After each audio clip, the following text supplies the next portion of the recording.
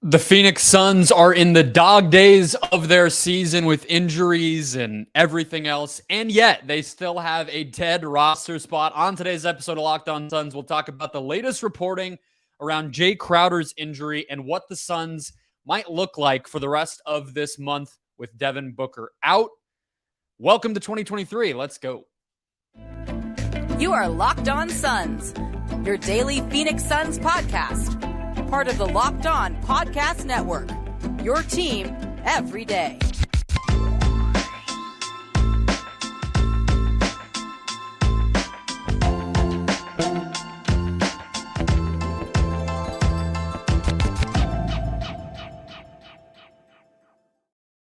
We are back. This is Locked On Phoenix Suns. We are part of the Locked On Podcast Network, and I'm your host, Brendon Kleen, a credentialed media member covering the Suns for the past 6 seasons and a writer at Suns.com and Dime Magazine. Thank you all for making Locked On Suns your first listen here on this Monday. Hope all of you have the day off, although I know you might not, but that might mean you have more time to listen to Locked On Suns. So wherever you're finding the show, Apple, Spotify, YouTube, if it's your first time, hit subscribe or follow so you get this show in your feed every single Monday through Friday. If it's not your first time and you also haven't done that, then I don't know what you've been up to, but do the same. Hit follow, hit subscribe, and we'll make it through 2023 together. It's been a weird way to end 2022, but we have a lot to talk about today. You can also follow along at Locked On PHX Suns.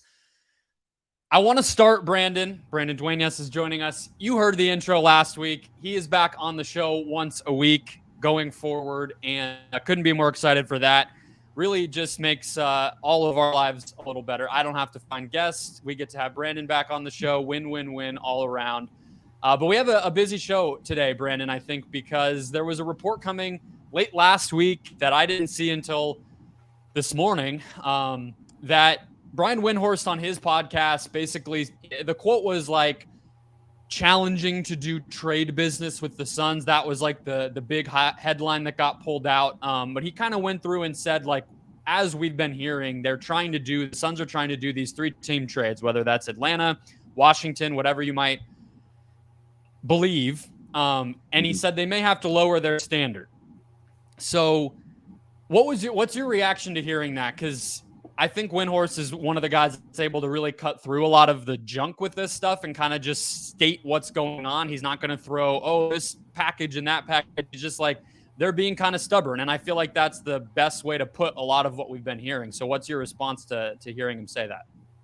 Yeah, I think there's definitely some weight in that for sure. Like, I think Windhorst is the type of guy that he talks to a lot of people around the league and he's going to kind of tell you how it is. And I think just the fact that the Suns haven't made any trades and have kind of been that team that's always rumored to getting close or, reports of trades falling through kind of speak to that being most likely accurate, that, Jones might be a little stubborn. And, to be fair, I don't think there's anything wrong with that necessarily, especially, you don't want to make a trade just to make a trade. But I think just as far as like the track record of Jones at this point, I think it almost seems obvious at this point, but Windhorst kind of reinforcing that to me just makes it, it's a report with some definite weight behind it. And I think that it could be something to monitor. If the Suns don't get a deal done at all this trade deadline, that would be a disaster. So hopefully it doesn't get to that point, but it's definitely a newsworthy topic. So I'm more than happy to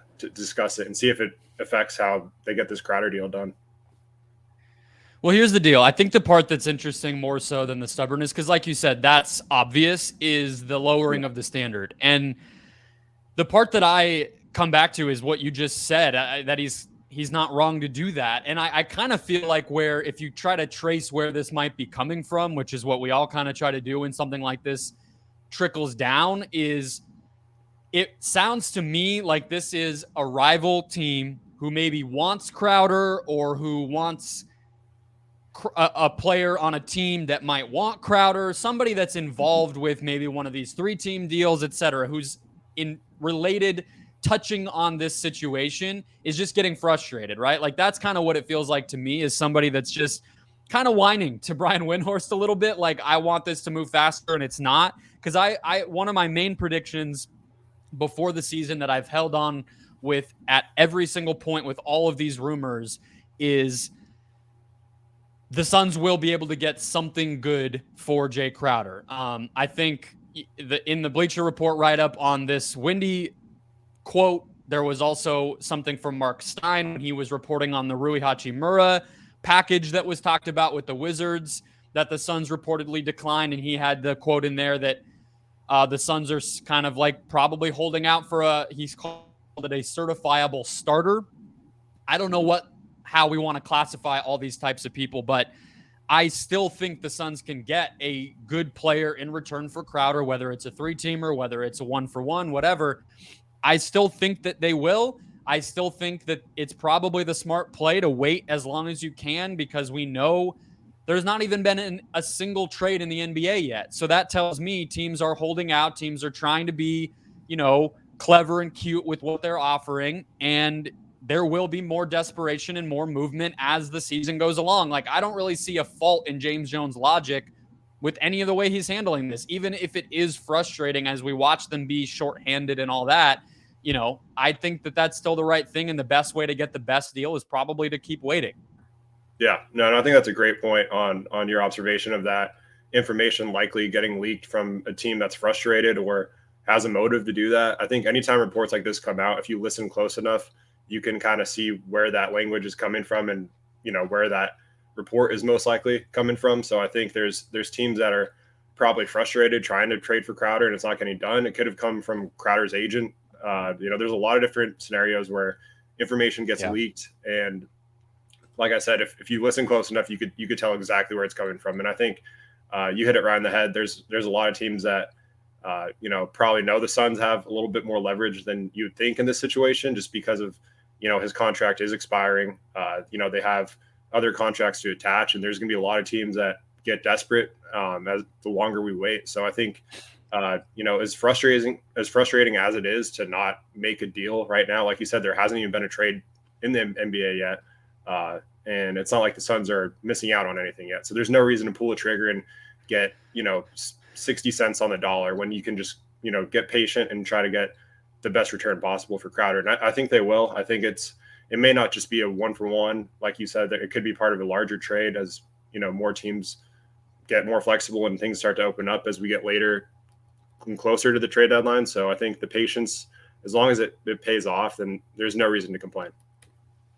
We've also heard from Shams Charania and others that I think he literally had a clip on whatever TV show he's on last week where he basically said there's still a market. Like, he kind of just like the whole report was like, pump the brakes on this whole, like, the Suns are losing control of this situation narrative. And that, to me, like, we know the Suns don't leak a lot of stuff. So if Shams is saying that, he's saying it because he's hearing enough noise from other teams and, people who are in negotiations with whatever trades are out there, that there is still a level of, like, other teams saying we want Jae Crowder. Like, he's still one of the top names. And so until that changes, which I don't see why it would, the Suns are going to be able to get something. Now, we might look back in hindsight and say that trade we heard about in October, November, December feels like a better deal than what they ended up getting. Like, time will tell once they actually pull the trigger here, what the deal meant to the season and how it helped or hurt the team. Like, we don't know, but that's kind of where I want to go next, actually, because we have started to hear more and more of these offers, starting with the one that Mark Stein reported when it related to Rui Hachimura. We've started to hear about, is the ownership situation and the approval process holding them back, or is the new owner going to want to make a change? And I think the Crowder thing is kind of going to be the first inflection point, the first real, like, moment that we're going to get some facts and details behind all of these questions that we all have about the front office and the leadership of the Suns and kind of the future this season and beyond. So let's hit into that. I want to just, as we get into 2023, look forward in that way. First, today's show, guys, is brought to you by BetOnline. We are headed into the meat of the baseball season is not too far in the future either. And the best place to get all sports betting info, stats, news, and analysis is betonline.net. So get the latest odds and trends for every pro and amateur league out there. We have club soccer starting back up in Europe. the national championship game in college football, all of it at BetOnline. If you love sports podcasts, if you love analysis, you can find all that at BetOnline as well. They are the fastest and easiest way to get your betting info. So head to the website today. That's betonline.net, or use your mobile device to learn more. BetOnline, where the game starts. All right, Brandon. So kind of in the background of all of this is the purchase of the team. It feels weird to call that in the background, but it sort of is right now because we don't know the timeline. We don't know where we are in the process. And a lot of things can be held up by that. You know, we don't know if there's a kind of MO being given to James Jones that, hey, you don't do anything until we fully have control. I could easily see that. But then you turn around and you hear like they just declined the Rui Hachimura deal seemingly just because they didn't like it, right? And that ownership stuff was already going on when that happened. So then it makes you wonder, okay, well, could they be doing something? We don't have an answer to that, but if you were the Suns, is there any deal throughout this Crowder saga that you would have said yes to? Like, do you think that they've made a mistake along the way, whether it's not putting picks on the table as much as they could have with like the Jared Vanderbilt thing or the Eric Gordon and KJ Martin package that we've talked about, or this Wizards deal? Would you have said yes to any of these? Do you feel like the Suns have made a mistake turning them down? I think for the most part, they've done a decent job. The one deal that kind of did intrigue me was that Vanderbilt Beasley trade that popped up. Yeah. I don't know if you saw that one, but I would give up a first round pick in that one for sure. And the fact that they weren't willing to give up any, that's only one that I was like, would you give up two? Would you give up 2 firsts in that deal? I would not for Van, like as much as I love Vanderbilt. And I think Beasley could help for sure. I think his offensive firepower off the bench could really give him a boost. I think it'd help make the team closer to being a contender, but it's not enough of a needle moving deal to where I'm giving up 2 first round picks. I think it's right on the brink though, where it's like, it's close for me, but I don't think so.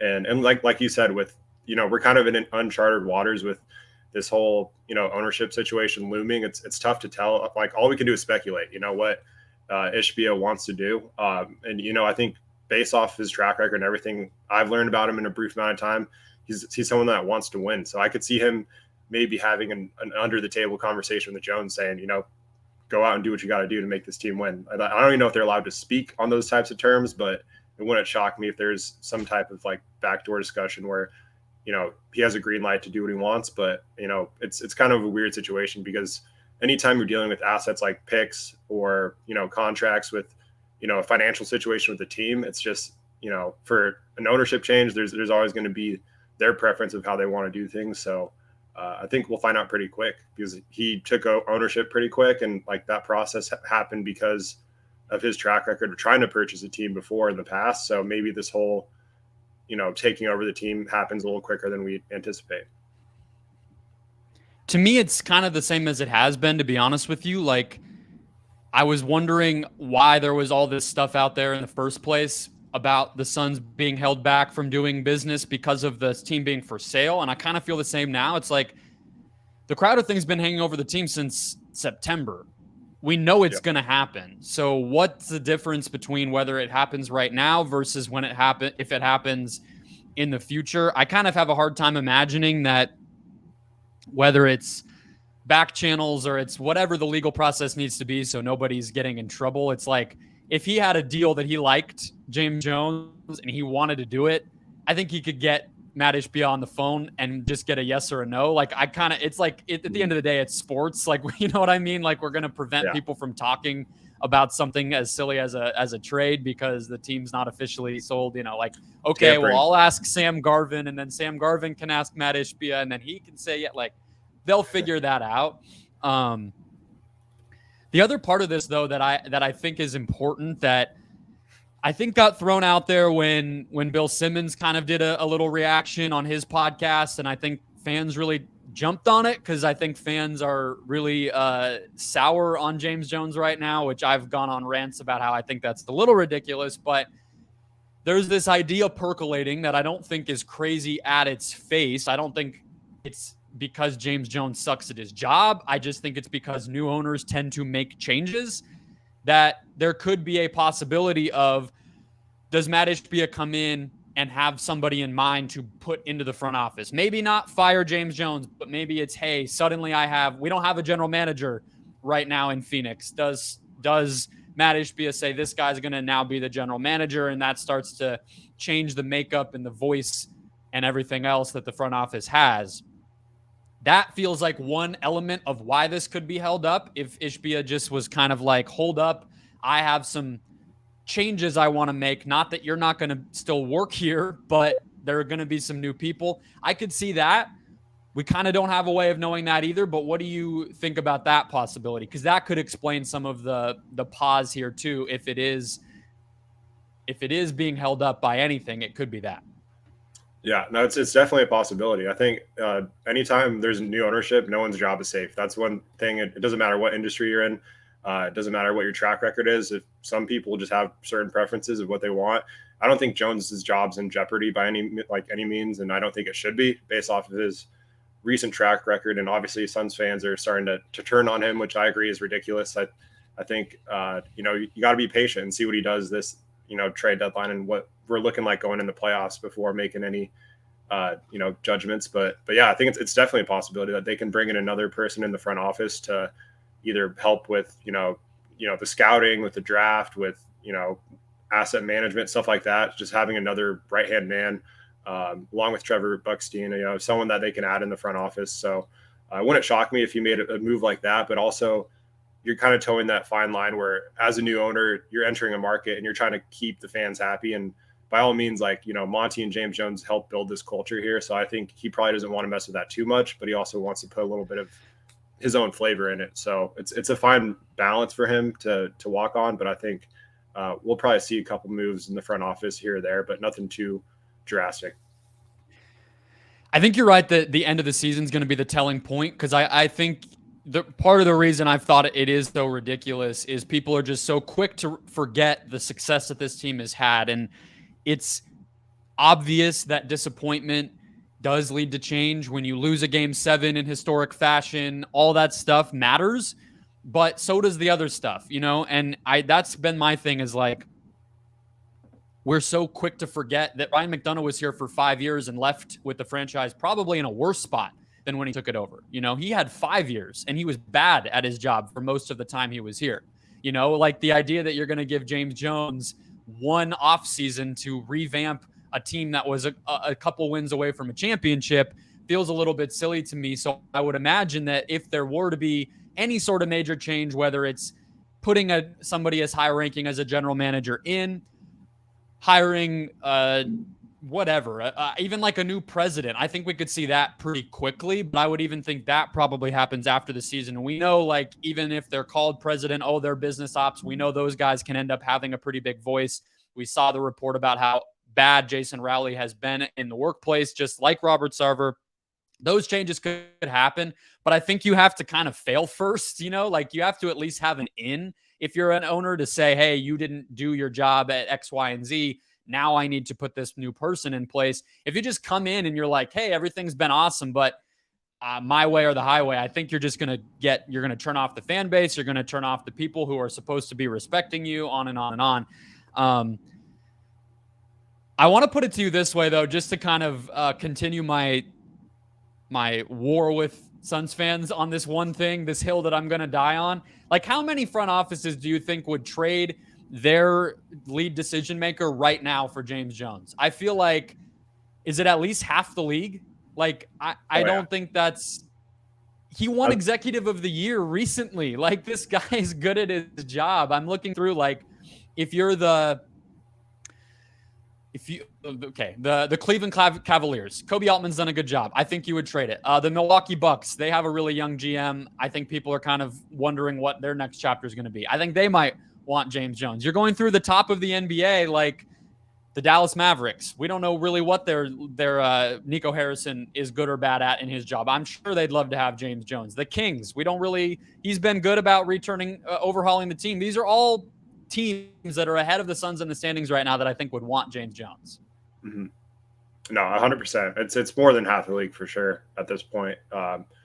Definitely the tanking teams, right? Oh yeah, 100%. I think it's just, sometimes, like you said, people just forget, the journey and where this team truly came from when he took over. It's hard because it happens so fast, and we live in instant gratification society where, what have you done for me today? And that's just kind of how it seems like this fan base. I don't want to generalize. There's a lot of Suns fans that still, I feel like, are level-headed, but the loud ones tend to to stick out a little bit more sometimes. So it's just relax. And I know right now we're at kind of a low peak in the season, but I think there's reinforcements coming, and Jones knows what he's doing. Has he made some mistakes along the way? Of course. There's no perfect GM, but you just got to give him some time.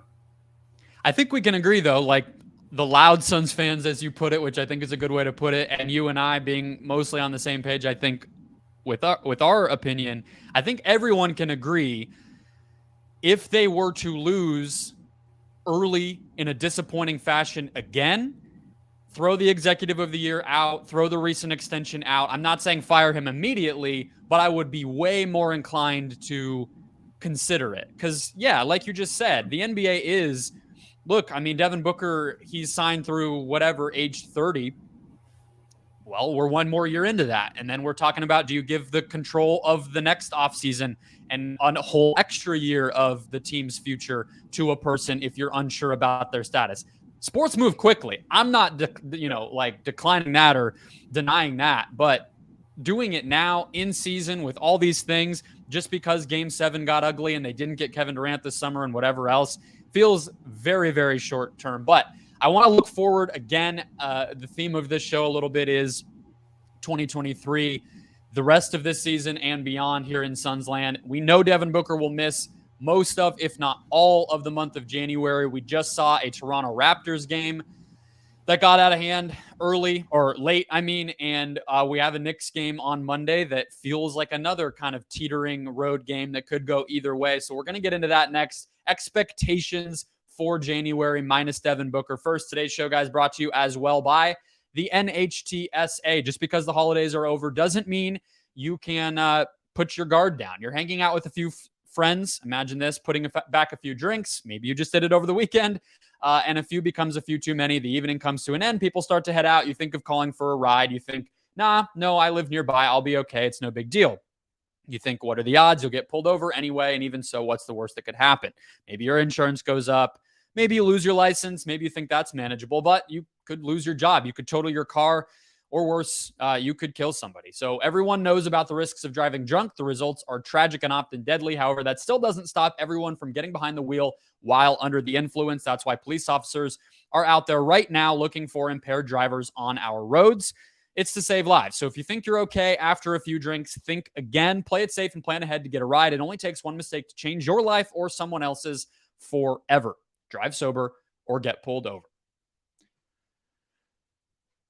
Okay, Brandon. So the Phoenix Suns lost a disappointing game, I would say, to the Raptors. One of those where it felt like the energy, the competitiveness was where they were going to need it to be. They didn't get off on a terrible start like they have lately.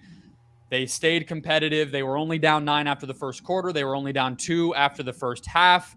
Then they were up almost double digits. I don't remember the exact numbers. With 3 minutes to go, they lose the game by 9. Just fell apart. I don't know if there's a better way to say it. I don't think we need to dig too much into that game, but that to me felt like a warning sign that even the winnable games, even the ones that you think they have in hand, might not be that way without Devin Booker this month. Yeah, for sure.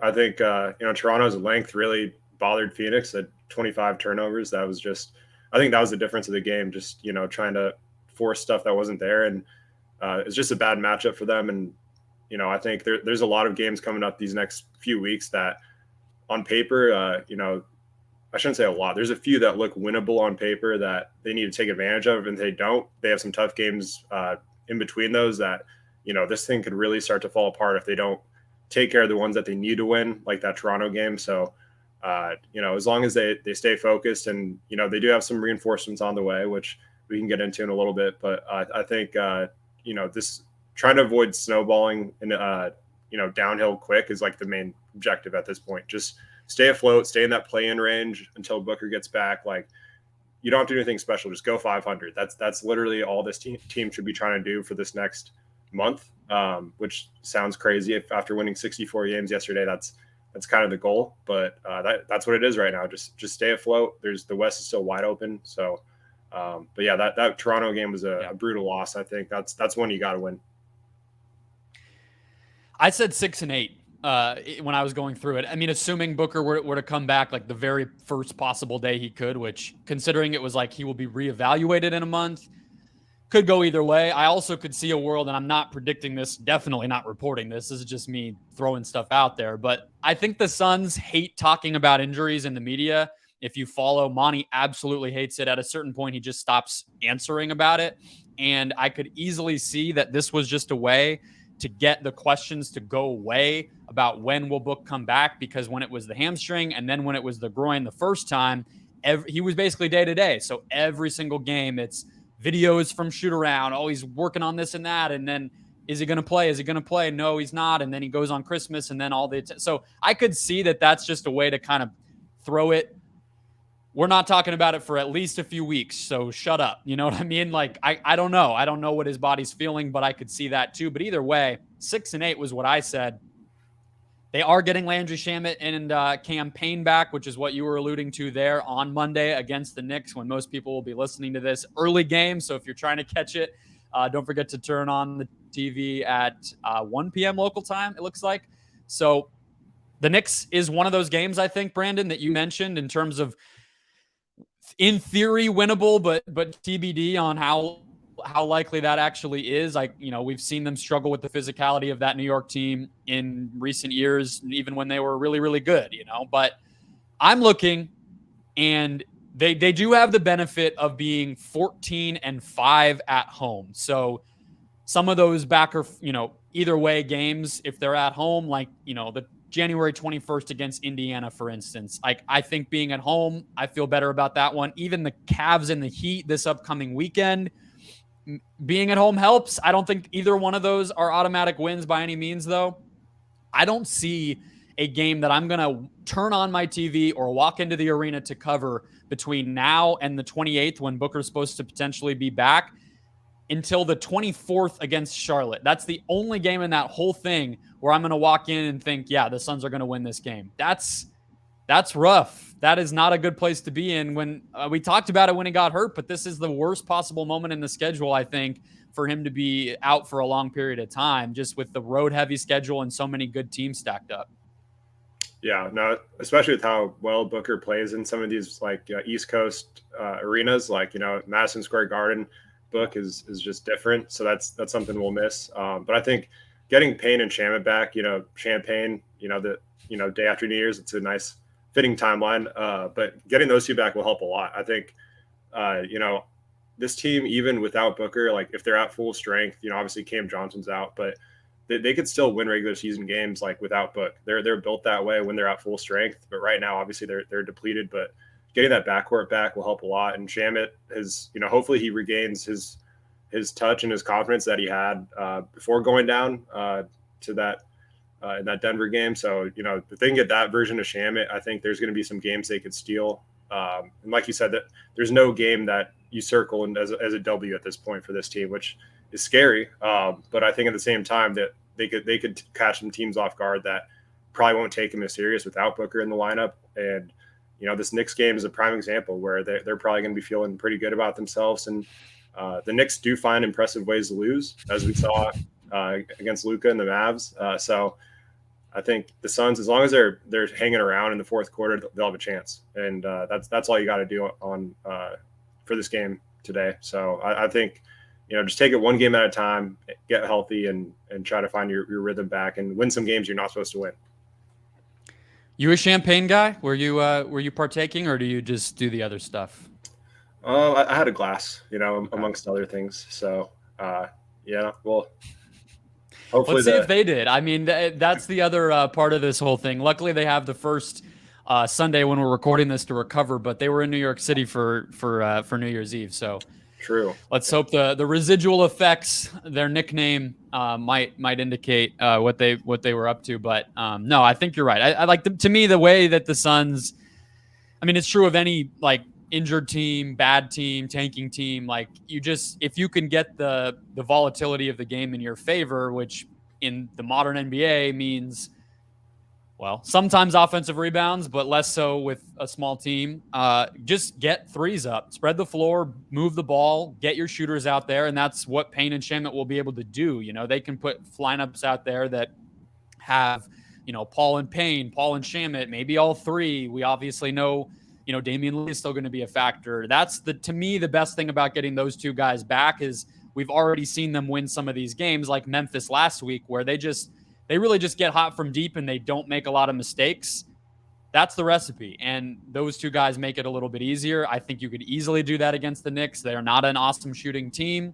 You got to defend some of their individual scorers. If you can keep them mostly in check and just, you know, make shots, you're going to have a good chance at it. They just can't let these games get away from them. They can't keep turning the ball over. I mean, good Lord, that Raptors game was ridiculous.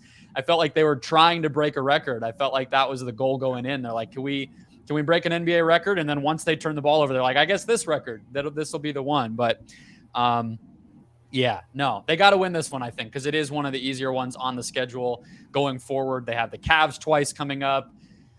Just, you got to take care of business. But we'll see if they do. I will be back with you in not too many hours recapping this game. So hit subscribe or follow to make sure that your feed gets filled up with Suns content every single day, Monday through Friday. In the meantime, go make Locked On Sports Today your second listen to get caught up on all things sports around the whole wide world of sports. That show's available on all podcast platforms, and I will talk to you all tomorrow.